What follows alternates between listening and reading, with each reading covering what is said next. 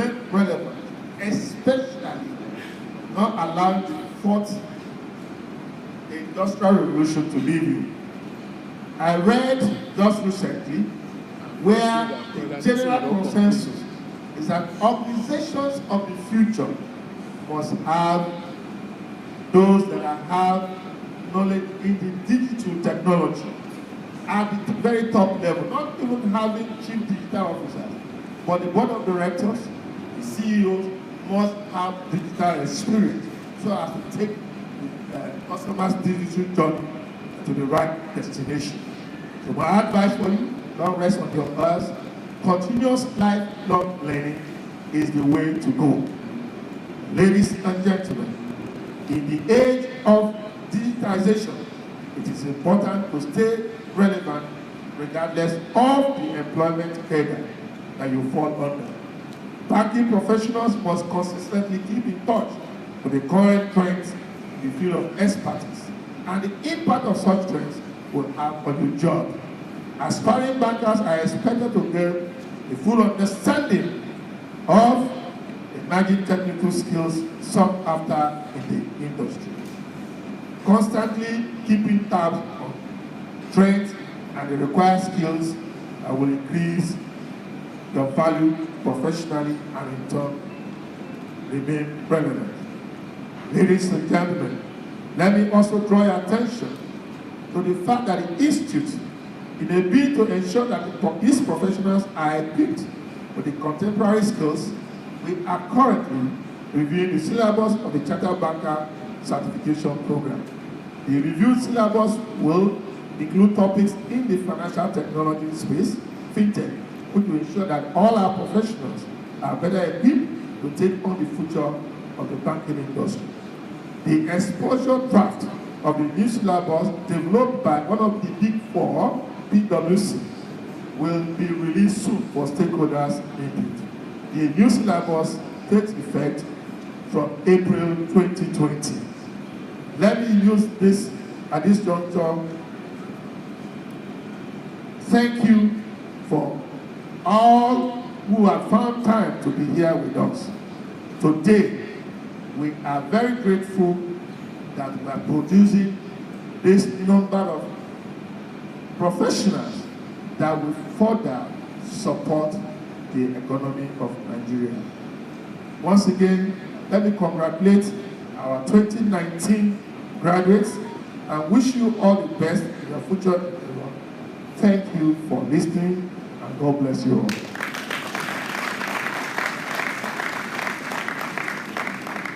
Thank you very much. Distinguished guests, ladies and gentlemen, that was the President and Chairman of Council of CIBN, Dr. Uche Messiah Olowo. If you're happy and excited with his welcome address, let's give him a warm round of applause.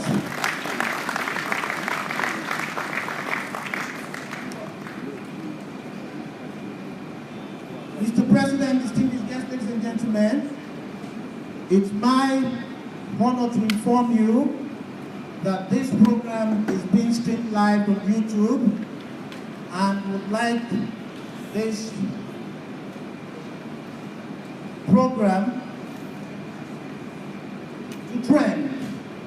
And so our Twitter hashtag is CIBN 2019 Graduate Induction, and the information is on the screen. It'll be on the screen shortly.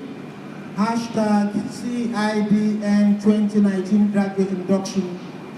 Would like you to please tweet. Our Twitter handle is @CIB Nigeria. @CIB Nigeria. Would like for the program to trend. So please join us. Thank you very much. Very shortly,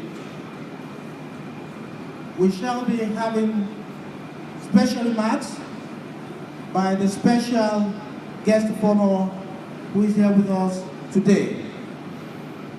Our special guest of honor is the current Deputy Governor, Operations Directorate, Central Bank of Nigeria.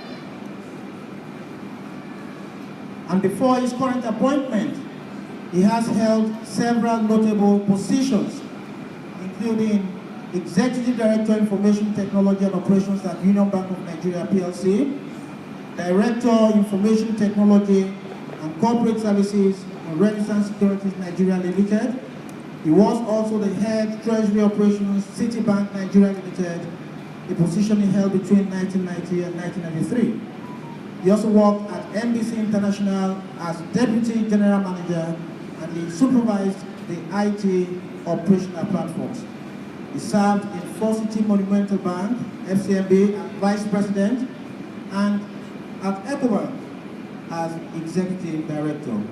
He is a member of the board of Union Homes. He is a resourceful, information technology-driven banker with over 22 years professional experience. He holds double master's degree in business administration and mechanical engineering from the University of Lagos. Let's appreciate the Deputy Governor. Distinguished guests, ladies and gentlemen, please welcome with me to the podium to address this august gathering a fine, refined gentleman, an adept manager of men and resources, a banker of repute, Mr. Adebisi Shonubi, Deputy Governor, Central Bank of Nigeria. Please, let's give him a regulator's hand clap.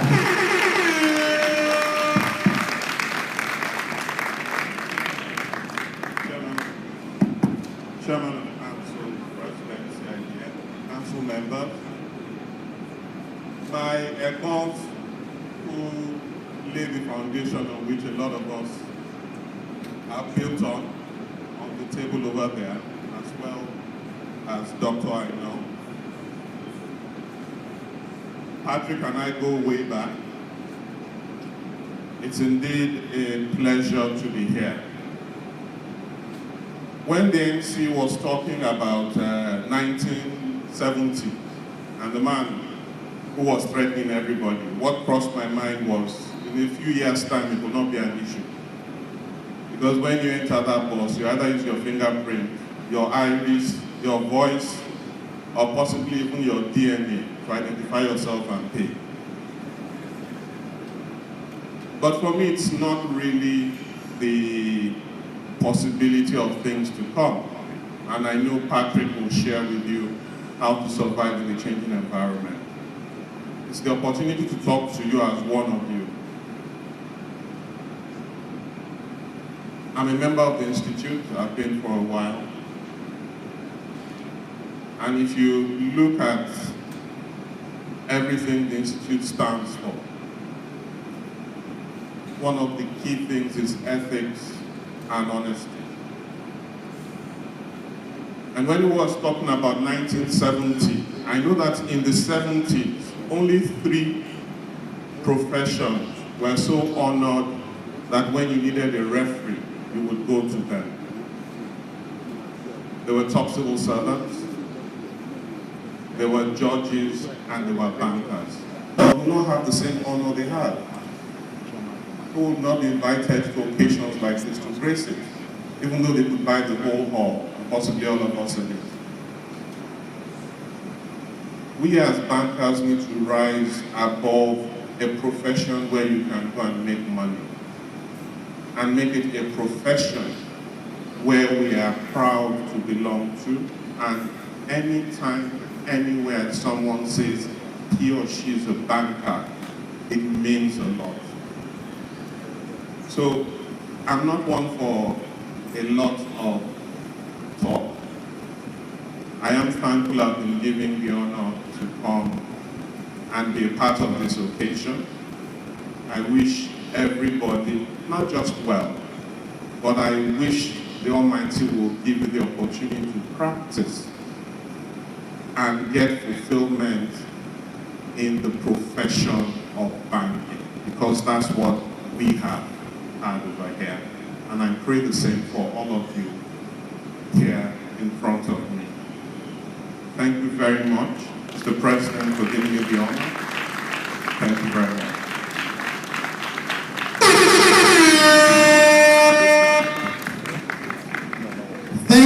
very much, sir.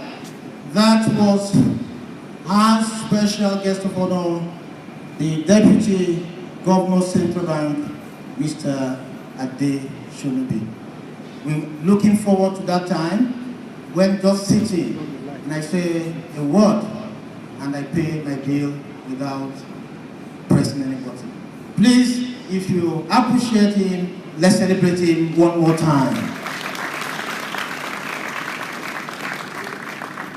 We are very mindful of time, and so without much ado, we'd like to proceed to the next item on our program, which is the presentation of paper by the guest speaker.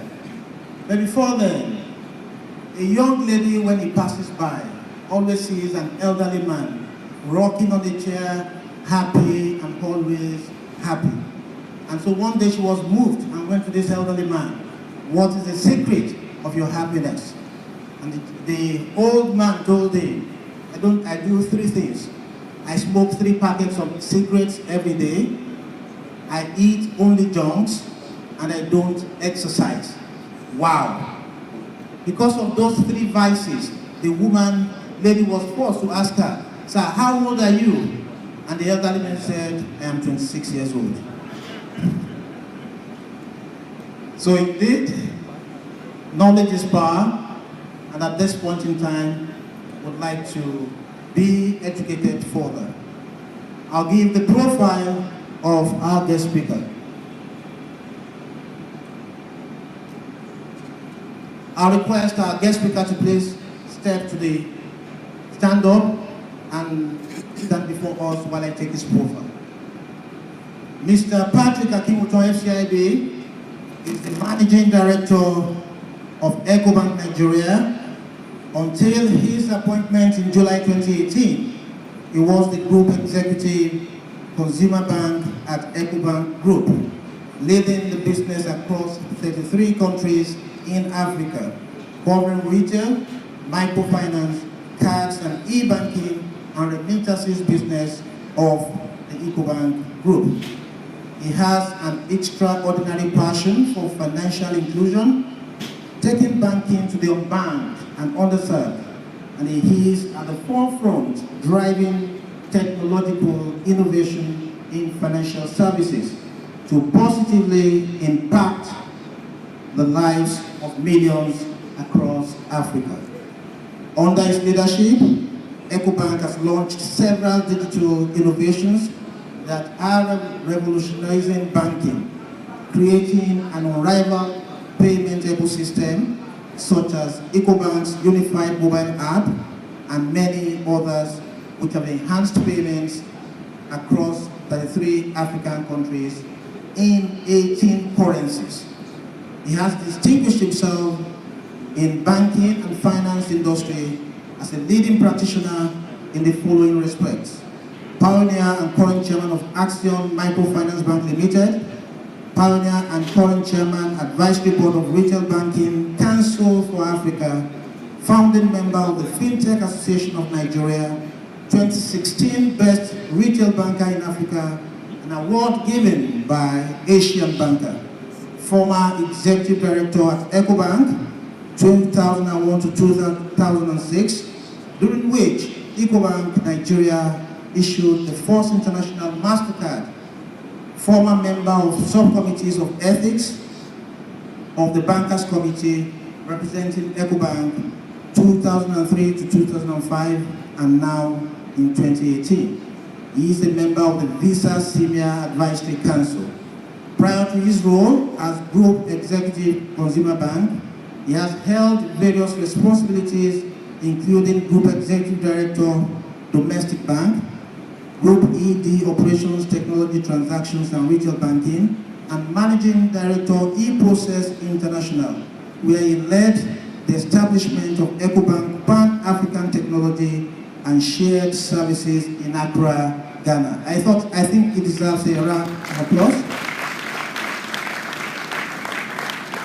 He is a fellow of the Chartered Institute of Bankers of Nigeria, fellow Institute of Chartered Accountants of Nigeria, an associate of the Chartered Institute of Taxation of Nigeria. He is an alumnus of the Harvard Business School Executive Program, and he is the current chairman, subcommittee on ethics and professionalism for the banking industry. Let's appreciate this quintessential man. He also holds an MBA in finance. Distinguished ladies and gentlemen, with rousing cheers, let's make welcome our guest speaker of today, a distinguished banker par excellence, a pace setter, Managing Director, Ecobank Nigeria, Mr. Patrick Akiwoton, as he delivers the induction address, and he will be speaking on the subject, repositioning for relevance in a competitive environment. Let's appreciate him as he comes to the podium.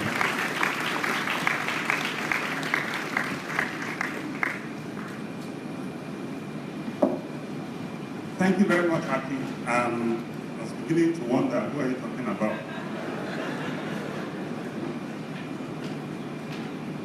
Let me start by congratulating the President and Chairman of Council and the entire Council of the Chartered Institute of Bankers of Nigeria for this exceptional outing today, building capacity for our great country, Nigeria. I think they deserve a big round of applause.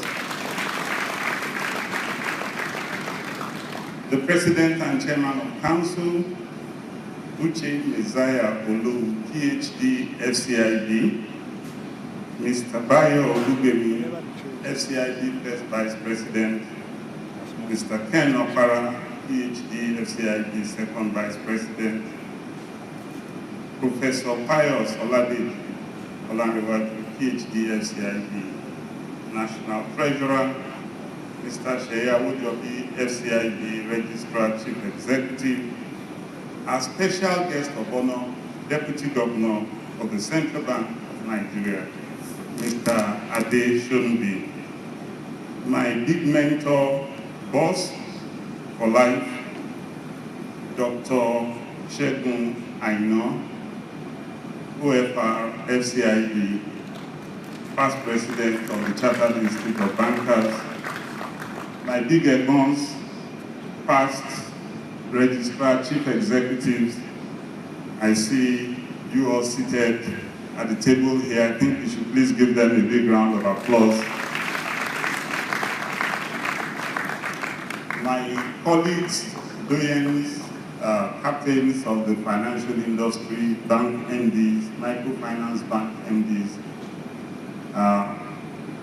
other distinguished leaders of industry here today, and you, the celebrants of today, the graduates, new chartered bankers, ready to fly and make a difference. All your invited guests, gentlemen of the press, distinguished ladies and gentlemen.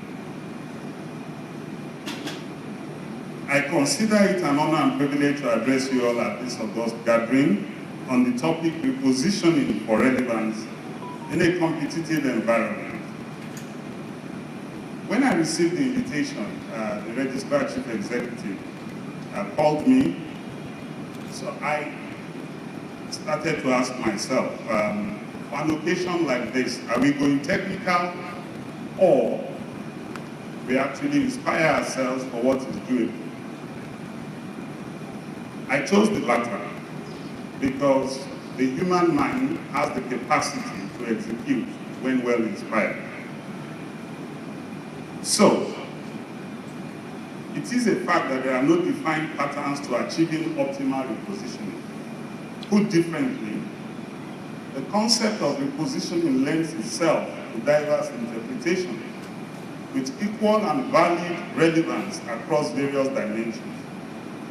This notwithstanding, I'll give a good attempt this morning. Let me start by quoting the English naturalist, geologist, and biologist Charles Darwin. I quote, "It is not the strongest or the most intelligent who will survive, but those who can best manage change," unquote. permit me to say this is as true and relevant today as it was back in Darwin's day. Let us pause for a moment to examine some of the more recent activities in the economic world with respect to those who have been positioned for relevance or otherwise. So I choose Nokia. In 1998, this was the best-selling phone brand in the world.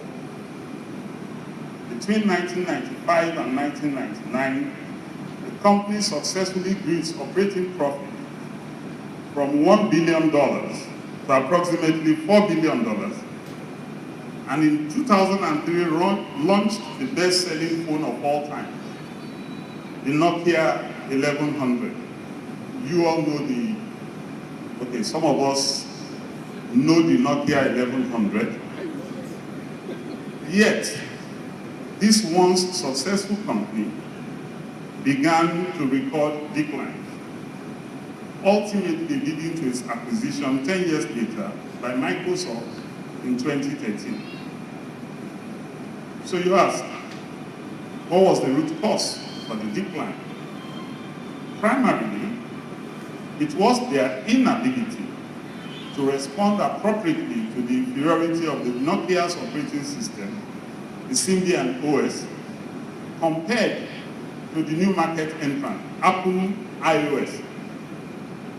Add that to the arrogance among top-level managers, we are Nokia, and the lack of vision to make change in the face of a changing environment, put together, nailed the coffin of Nokia.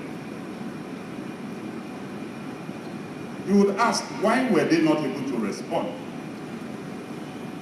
Partly due to fear of senior managers to confront brutal facts.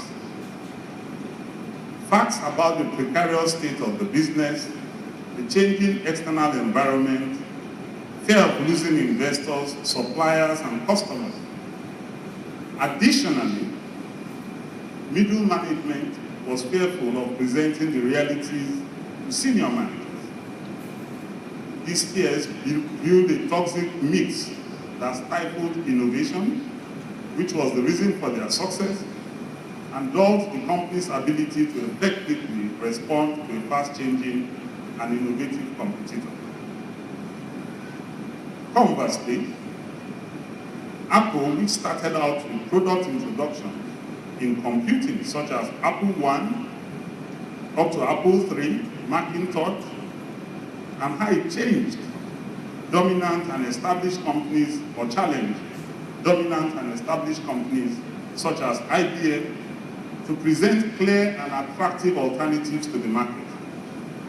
Even more important was how Apple moved from a position of bankruptcy, having received a lifeline from Microsoft in 1997, to become the first publicly traded US company to attain a $1 trillion market capitalization by 2018. This phenomenal and sustained growth was driven primarily by Apple's innovative offerings, such as the iPod, iTunes, iPad, iPhone. I always add as a parent, and most parents have one other Apple product. It's called iPay. You pay the school fees and you pay all the costs. But even more importantly is its ability to reposition itself for relevance in a competitive environment. Visioning, courage to dare, dynamism, belief, integrity, diligence. Let's move to an individual perspective. I take the case of Tara Westover, an American memoirist, essayist, and historian, who did not have a birth certificate until she was age 9, never visited a hospital, was actually taught at home. The first time she ever stepped into a classroom was when she was age 17. Yet, in spite of what you would call a hard hand that was dealt her, through personal conviction and discipline, earned a master's degree and PhD from Cambridge University, becoming a visiting fellow at Harvard University, and has over 20 awards and recognition from reputable institutions such as The Economist, the New York Post, the Financial Times, the Washington Post, for her book titled Educated, which was named one of the best books in 2019. In 2019, she was voted within Time Magazine's 100 most influential people globally. Let's bring it home to Nigeria. I would like to talk about a young lady, Adebanke Olayiwola, the first female black pilot to fly a 747 Dreamliner. It is interesting to point out that her first degree was in health education, with a master's degree in international globalization from the University of Leicester. Her exposure as an aviation health trainer with Etihad Airlines during her master's degree program, curiosity and persistence led her to enroll for aviation industry classes. Today, she is a co-pilot with Delta Connect, a subsidiary of Delta Airlines, having worked with Arik and Dana Air, inspiring millions of people around the world. She recognized an opportunity, believed in herself, and took full advantage to reposition. It gives me much pleasure to inform you that Adebanke is a former colleague of mine at Ecobank, and we are proud to be part of her journey to success and acclaim today.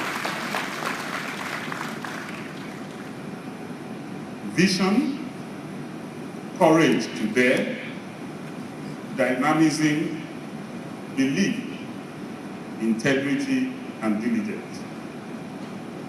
When we talk of repositioning, we must talk about China.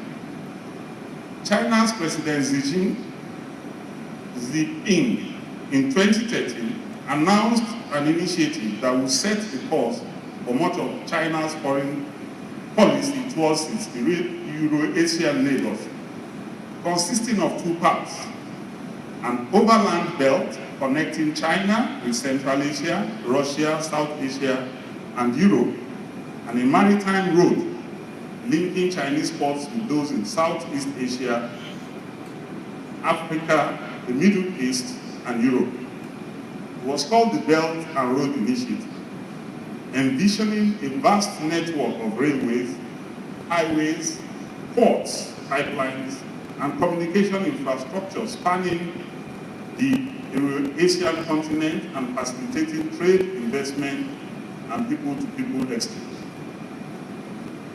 This initiative in China was their attempt to curtail the U.S. pivot to Asia alongside economic and political motivations. Through this initiative, new markets were opened for its consumer and industrial goods and services. Bear in mind that this bold new repositioning initiative is coming against a backdrop of a China that was economically poorly developed, poverty-ridden, with little to show for but a huge population. However, in the last 40 years, China, through its economic repositioning efforts, has been able to grow its per capita GDP by over 70% between 2010 and 2018. This is simply phenomenal growth over such a short period, but can be traced to the repositioning efforts through the program of economic reforms termed socialism with Chinese characteristics and socialist market economy in the People's Republic of China, which reformists within the Communist Party led by Deng Xiaoping started in December 1978. Visioning, courage to dare, dynamism, belief, integrity, and diligence. Here in Nigeria, we introduced the Economic Growth and Recovery Plan in 2017 with the aim of diversifying the economy from oil dependency, whilst also building critical infrastructure, which are critical enablers to economic development in the areas of power, road, etc. The government's objective is essentially to achieve the following: restore growth to a positive path and sustain growth to at least 7% by 2020, investment in people with improved standard of living, building an economy which is globally competitive. You recall now, we have the African Continental Free Trade Agreement.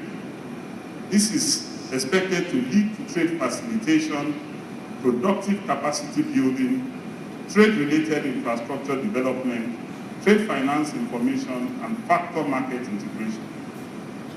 We expect to have increased intra-African trade by about 52%, which according to UNCTAD amounted to 73.6 billion through the cutting of tariffs by 90% and harmonizing trade rules at the regional and continental level.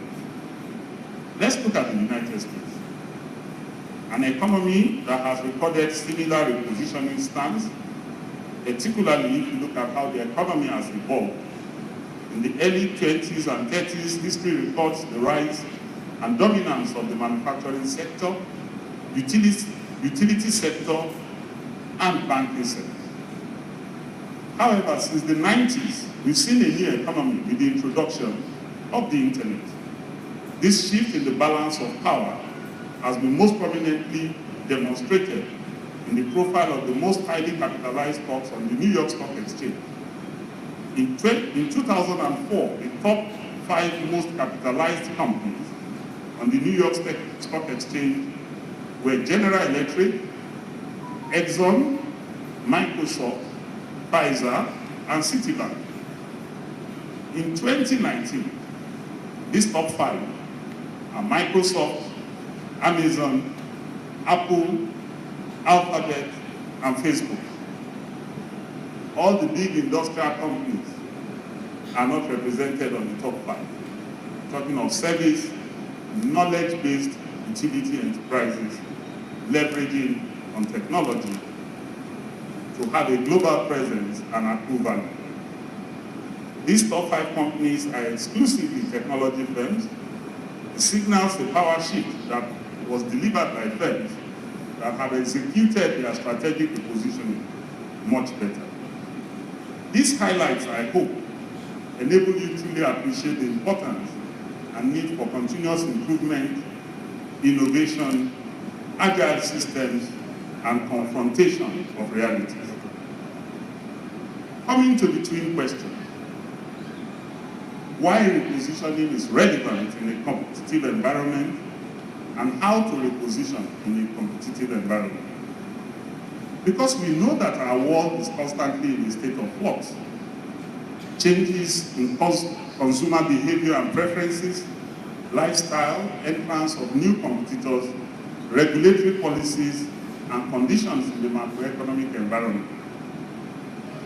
Classic management scientists will recall Porter's 5 forces, which is used to determine the competitiveness of an industry. Threat of new entrants, bargaining power of buyers, bargaining power of suppliers, threat of substitute products, and rivalry amongst firms have been used severally in the industrial era. But let's come to regulatory-induced changes in the banking system. So we moved deposit money banks from 2 billion in capital to 25 billion capital requirement in 2005. Number of banks reduced from 89 to 25, and we began to rank amongst the top 1,000 banks in the world because of the capacity that these bigger banks have in terms of the deposit base and the ability to grant credit and lending to critical sectors of the economy. So, what is facing financial institutions today? We are faced with the need to respond to the adoption and adaptation to potentially disruptive technologies in our business models and our broad corporate strategies. In a bid to remain relevant, banks must focus on increased convenience and making banking simple for individuals and businesses alike.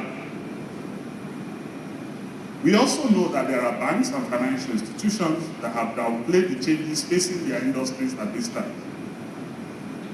However, I would like to draw attention to the fact that it takes great effort and discipline to regain lost ground, particularly when the market or competition has moved against it. But it is not impossible. So why do companies resist the inevitable change? Let me draw from Winston Churchill, who said to improve is to change, to be perfect is to change often.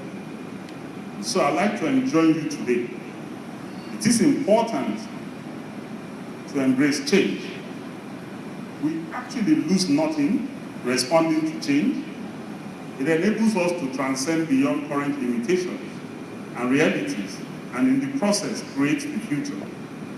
I emphasize the word discipline, because we also have seen instances where responses to change have been destructive to business, particularly when you acquire unrelated businesses or foray into industries where you do not have competencies or ability to compete effectively. And so the banking sector is undergoing changes, but the news is that the change is only just beginning. Yesterday, we had nothing like the digital apps we use today. Tomorrow, we are setting for further disruption underlined by artificial intelligence, machine learning, robotics, big data analytics, biometrics, instant payments, non-availability of chargebacks, probably disappearing clearing systems when you talk of blockchain. Yet, I remain confident that with the crop of bankers that are being produced today, further transformation will continue to run in the industry, like we do at EcoBank and my fellow colleagues across the financial industry. So how do you reposition in a competitive environment? To reposition in this environment requires that we evaluate and understand the trends that will impact the industry now and into the future. Are those trends positive or otherwise? Are the impacting trends long-term or short-term? Are they irreversible or not? We must be clear on what is relevant to the market outcomes, and constantly evaluate this outcome. Yes, repositioning may have positive or negative outcomes. Today, each of us as chartered bankers must face this reality. Let me ask some questions. Who is your customer? The industry today talks about account-based customer primarily. So you are responsible for the KYC for your customer, and you're expected to have all the details about your customer. But today in the market, you probably have more transaction-based customers. So let me give an example. You have an ATM, belongs to bank XYZ. A customer of bank ABC comes with his or her card to that ATM and transacts. So whose customer is that customer? Bank XYZ or Bank ABC? So let's take it a bit forward. So this person came to the ATM. But today, somebody can be sitting in the United States with scan and pay technology, QR payment, or even web-based payment. The person is doing a transaction somewhere from Dallas, but the child or the recipient is standing at Domino's shop here in Lekki and actually doing a purchase. So who is the customer? The person that is sitting in Dallas or the person that is receiving value in Lekki? For a lot of us here, we are chartered bankers, but it's not given that all of us will work permanently in the banking and financial services industry. We need to keep this in mind as we reposition ourselves for value. Thankfully, in the country, I like to draw attention to some of the vast opportunities that are cropping up. We've seen the agricultural sector open up with not only several value chain opportunities, but also very innovative financing models in agribusiness, such as crowdfunding platforms, de-risked financial packages, I quote, NISAL, as supported ably by the central bank. These have widened the scope of opportunities in the sector and deepened the opportunities for profitable involvement of finance and banking professionals and the banking industry in the agribusiness sector. For a country with over 200 million people, the retail and consumer goods sector is another area that is fast growing on the back of our population growth. In addition to these new innovations in how the buying public engages with, select, and pay for goods and services have significantly opened up the retail and consumer goods sector for the banking industry and for finance professionals. The creative industry in Nigeria and beyond is growing in leaps and bounds.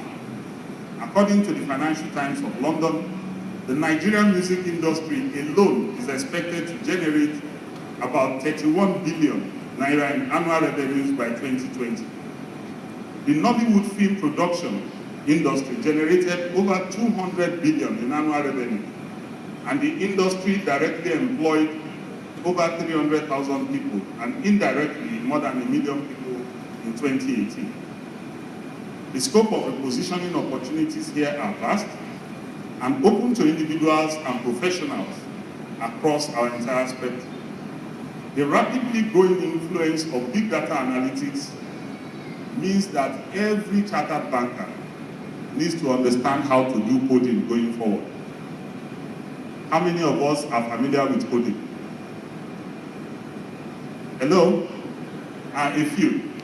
I will advise you, because the language going forward is not what we are writing on the ledger, it's machine language going forward. If you do not have such skills, it means you need to engage people that are competent in that area. Programming, artificial intelligence, machine learning, and several groundbreaking advancements in technology offer a vast range of opportunities for highly motivated, intelligent, and well-trained professionals, such as yourselves, to break new ground. Just remember what I told you about Adebanke. She was a health professional. She ended up being the first black female pilot of the 747 aircraft. Personal and professional repositioning requires vision, unflinching self-belief, courage, diligence, and willingness to dare. You are the next wave of professionals set to redefine Nigeria and its economic landscape. You must rise to the occasion of fulfilling that promise. Bringing this home, we at EcoBank Nigeria, a member of the EcoBank Group, the Pan-African Bank, which is present in 40 countries, 36 of which are in Africa, continue to innovate in the delivery of relevant, simple, convenient, and affordable digital offerings. When I was being introduced, reference was made to the fact that we launched the first international credit card in West Africa, known as the EcoBank MasterCard here in Lagos, Nigeria. It is also a fact that we pioneered instant card issuance in branches, which is now commonplace in the industry. We pioneered the quick response code scan and pay, and I do acknowledge the very, very close partnership with NIPS when our deputy governor was the managing director of NIPS, that enabled us to have one unified code merchant ID, whether you paid with MasterPass, whether you paid with M-Visa, or indeed with M-Pass. And of course, we know that mobile banking is commonplace now. We were privileged to be in the first batch of approved mobile banking licenses, *326# when this came into the industry in Nigeria. But leveraging our Pan-African coverage, we've also introduced a remittance product known as Rapid Transfer for Africans to remit money from the diaspora. within Africa, and of course to Nigeria. Our Pan-African nature is in itself an innovation born out of the drive of the founders of the bank